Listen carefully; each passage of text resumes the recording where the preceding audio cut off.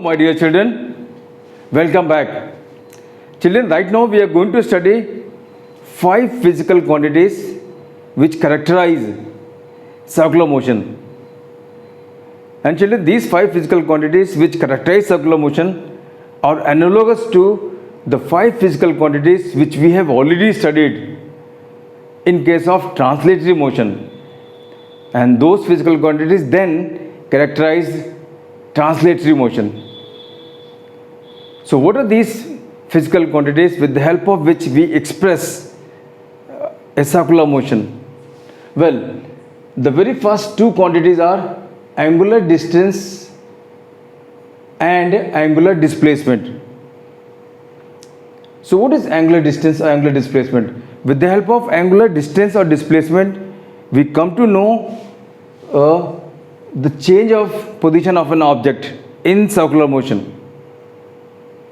Well, if object is moving on circular path like this, the change of position is expressed. If the object moves, say, from here to here, then the change of position is expressed by this angle theta. This theta expresses the change of position of an object from, say, 1 to 2. So this angle theta is called angular distance or angular displacement. And we all know what is this theta. This theta mathematically we know is what? Arc upon radius. So this angular displacement or angular distance, which is theta, has unit what? Radian. And this theta is arc upon radius. As the object moves from here to here, this is what is arc. And this r is the radius, the distance of the point mass from center of rotation. That is constant.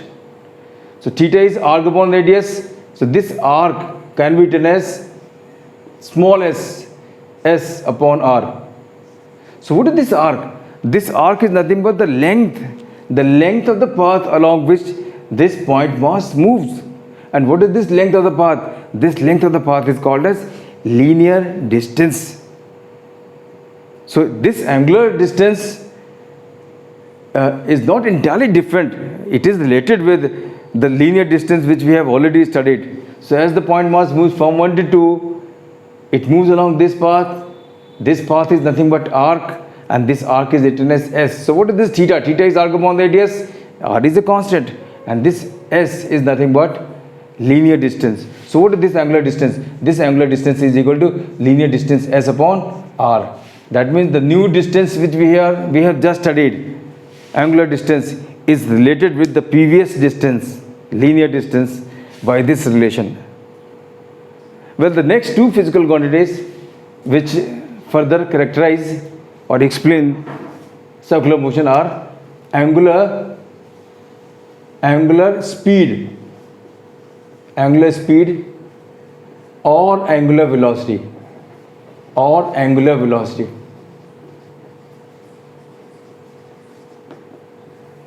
We write both angular speed or angular velocity by alphabet omega. This is small omega. Well, angular speed or angular velocity, they are defined as, angular speed or angular velocity is defined as angle covered by an object per unit time. That is angular distance upon time. If this time is infinitely small, then it is called as instantaneous angular speed. And if this time is what? Finite, then we call this as what? Average angular speed. So this is omega. This omega is total angular displacement or total angular distance upon total time. Then it is called as what? This is total time. This ratio is going to be called as average angular speed. And if it is written as W is written as d theta by dt, then what do we call this as? We call this as instantaneous angular speed or velocity. So the concept of instantaneous and average we have already discussed in detail. The same concept is carried forward here also. Now see this W, which is rate of change of angular distance, and we know what is this angular distance. We know this angular distance is what? S upon r. S upon r. So if we differentiate this S upon r with respect to time, where r is a constant, so what do we get? We get W is equal to r is a constant, and we get what? ds upon dt. And what is ds upon dt? ds upon dt is nothing but velocity, linear velocity, instantaneous linear velocity or linear speed. So what is this W? This W, which is angular speed, is nothing but linear speed upon what? This quantity is linear speed, and this is r. So this is the relationship between this new speed and the previous speed, which we have already studied. So the last quantity which we are going to study right now is angular acceleration. What is angular acceleration? Angular acceleration is nothing but rate of change of angular velocity. This is rate of change of angular velocity. So this alpha can be written as d omega by dt. In this notation, this alpha is called as instantaneous angular acceleration. The concept of instantaneous angular acceleration is same as the concept of translatory instantaneous acceleration. Well, if we write this alpha as total change of angular velocity upon time, then we call this as what? Average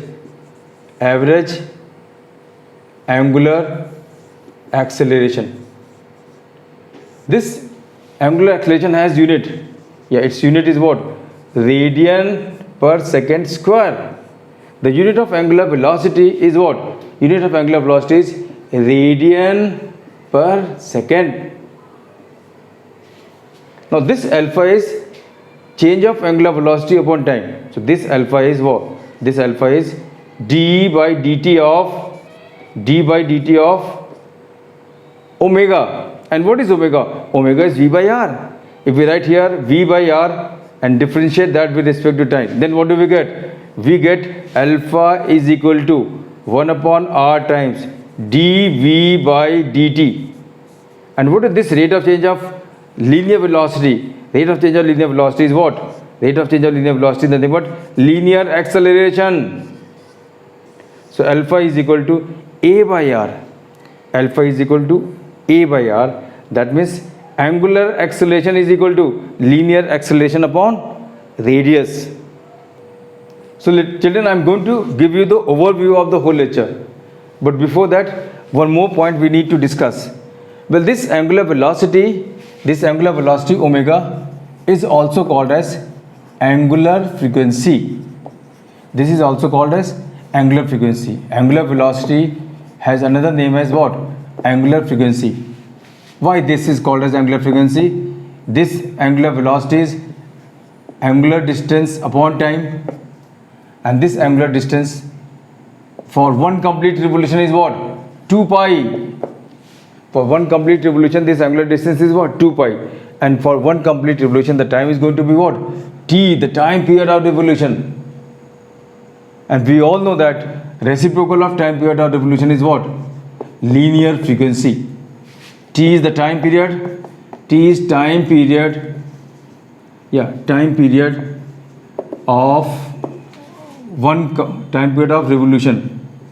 That is time of one complete revolution. And this nu is number of revolutions per second, which is called as linear frequency. What do we call this as? Linear frequency. So this W, which is rate of change of linear distance, well, angular distance is what? Theta upon t. Theta for one complete revolution is 2 pi radian, and time for one complete revolution is t, which is time period. Reciprocal of time period is what? Linear frequency. that is number of revolutions per second.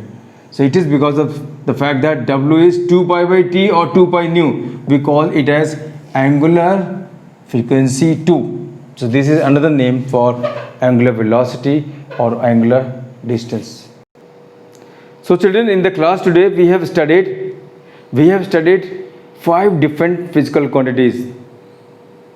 These quantities are analogous to the earlier quantities which we have already studied in translatory motion.